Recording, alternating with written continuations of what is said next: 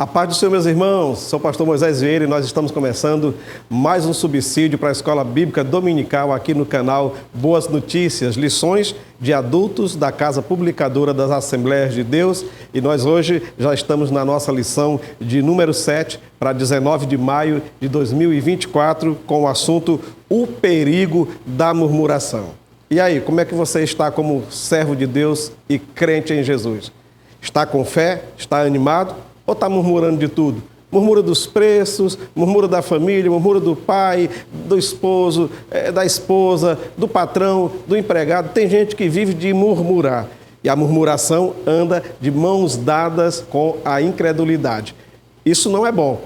Crente tem que ter fé e viver uma vida de gratidão. Então vamos, nesta lição, aprender um pouquinho sobre o perigo da murmuração. O nosso texto áureo está em 1 Coríntios 10:10, diz: "E não murmureis, como também alguns deles murmuraram e pereceram pelo destruidor." A verdade prática diz: a prática da murmuração enfraquece a vida espiritual, acaba com a comunhão da igreja local e nos impede de desfrutar das promessas de Deus.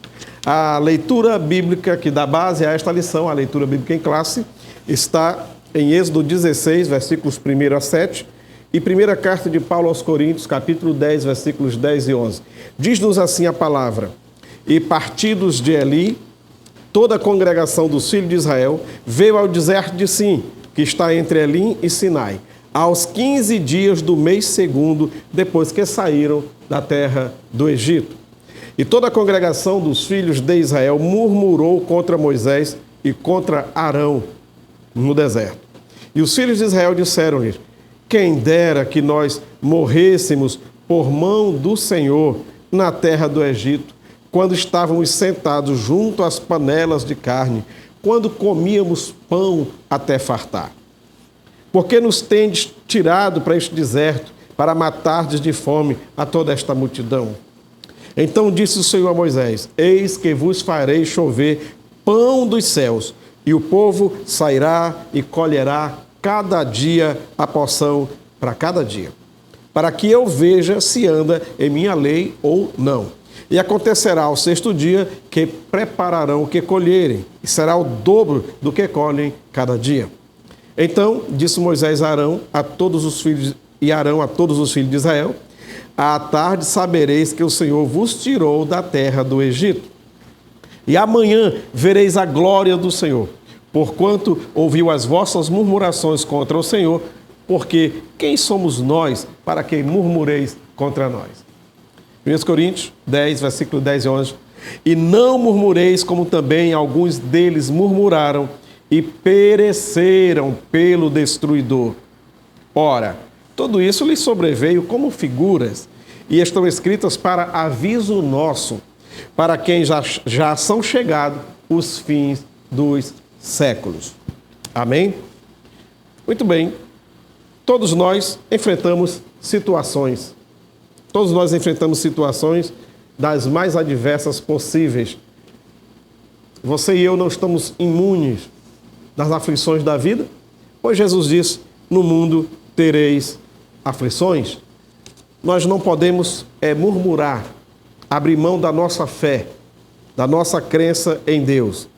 A nossa fé deve estar alicerçada, fortalecida, enraigada na palavra de Deus e no próprio Senhor, para que quando você e eu estejamos diante de obstáculos na nossa caminhada espiritual, a gente não venha a murmurar, a reclamar, mas termos atitudes firmes, tá? E palavras que glorifiquem o nome do Senhor. A nossa introdução diz: é verdade que há ações maléficas que vêm direto do inimigo, mas também é verdade que há as que são produzidas dentro de nós como obras da carne. Uma delas é o pecado da murmuração. Esse pecado é tão perigoso em nossa jornada que pode nos levar à queda. Nessa lição, estudaremos os perigos da murmuração à luz da recomendação do apóstolo: fazei todas as coisas sem murmurações. Filipenses 2:14. Bom, o nosso primeiro tópico, a murmuração na Bíblia. O nosso segundo tópico, murmuração, impedimento da primeira geração à terra prometida. E o terceiro tópico, murmuração, um pecado que nos impede de entrar na Canaã celestial. O que é murmurar na Bíblia? O que é murmurar? As principais palavras para murmuração na Bíblia são as seguintes. Do hebraico, o verbo liim, que é resmungar, reclamar, murmurar, como está em Números 14:36. E o substantivo rigaion, que é meditação, música solene, pensamento, conspiração. Mas também do grego o verbo goguzo, que é murmurar. Murmurar. Na verdade, a pronúncia seria gonguzo. Você vai ver na sua revista que tem duas letras G, mas o G é o gama, que o primeiro tem som de N quando os dois vêm juntos numa palavra. Então, gonguzo, murmurar, resmungar, queixar-se, dizer algo contra alguém em um tom baixinho, falando secretamente, aquela, entendeu? Às vezes no culto alguém está pregando uma palavra, a pessoa não gosta e fica ali falando baixinho, eu não gosto desse pregador, que culto chato, que não sei o quê. Isso é murmuração também, tá? Muito bem. Agora, os murmuradores sempre sofrem a consequência má da sua murmuração. Porque murmuração, quando você vai para um dicionário teológico, diz que murmuração é o ato de rebeldia. Olha só, rebeldia. Murmurar é ato de rebeldia, ato de descrença e desobediência a Deus e às autoridades constituídas divinamente pelo próprio Deus. Então você pensa que murmurar é só uma reclamaçãozinha? Não é. Tem toda essa forte, não é nem conotação mesmo, é denotação mesmo, tá? Ato de rebeldia, de descrença, de desobediência a Deus e às autoridades que Deus constituiu, como a gente vai ver aqui a situação de Moisés e Arão, o povo reclamando contra eles, que foram autoridades constituídas por Deus para naquele período estar conduzindo o povo pelo deserto. E Deus tomou as dores daquela reclamação que todos estavam fazendo contra Moisés e Arão. O crente murmurador não é uma frase que, se a gente for olhar bem direitinho, ela é um contraste. Se você é crente de verdade, você não é murmurador. Quem é crente de verdade, genuinamente, não pode ser um murmurador. Mas tudo bem, vamos sugerir, vamos supor que tenha os tais crentes murmuradores no meio dos crentes, mas na igreja não. A igreja com I maiúsculo, a igreja do arrebatamento, nela não tem murmurador. Agora, no meio da cristandade em geral, tem bastante, tá? Muito bem. Quem se diz salvo em Cristo e tem o Espírito Santo em sua vida não pode naturalizar a prática da murmuração como se fosse já um estilo de vida. Murmura tanto que já se tornou uma prática de vida. Igual aquelas pessoas que, de tanto xingar, já faz parte do seu vocabulário palavras de baixo calão.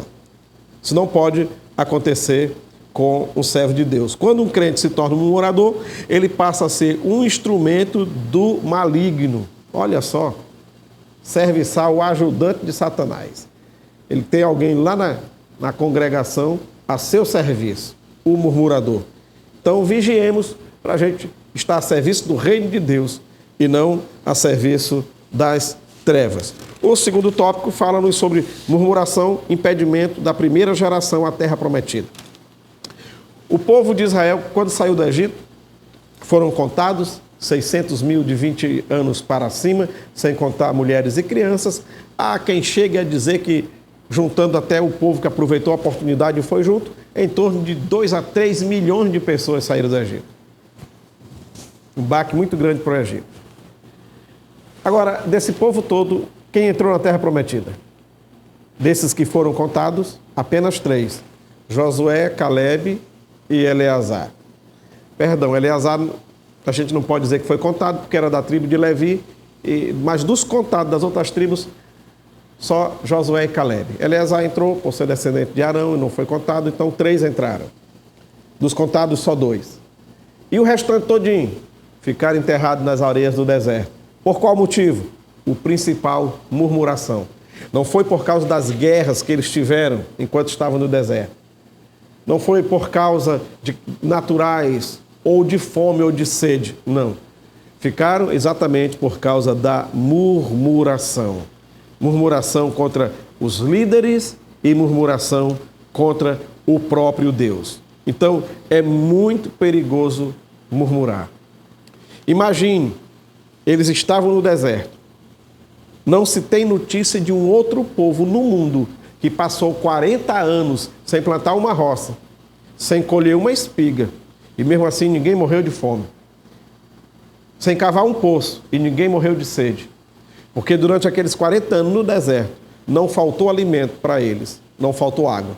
Tiveram algum momento, algum percalço, mas o Deus que provê estava presente e proveu. Então, de fome ninguém morreu, morreu de comer demais. Se você ler o texto direitinho na Bíblia, teve gente que comeu tanta carne que saiu pelo nariz. Se empanturrou de tanto comer. De fome ninguém morreu. Nas primeiras lutas e provas que começaram a enfrentar, já deram vontade de voltar para o Egito. Dizer assim, a gente está se lembrando das panelas de carne. Lá nós tínhamos pepinos, lá a gente tinha cebola, lá a gente tinha alho no Egito. Eu vi alguém uma certa vez dizer que a nobreza do Egito não comia alho nem cebola. Era comida de segunda, terceira categoria que ficava aos pobres, aos escravos e tudo mais. Quando eles chegaram a dizer, estamos com saudade das cebolas, dos alhos, dos pepinos, era como se eles estivessem dizendo, estamos com saudade da vida serviçal. Estamos com saudade do jugo de Faraó. A gente está com saudade do chicote. A gente não quer essa terra prometida.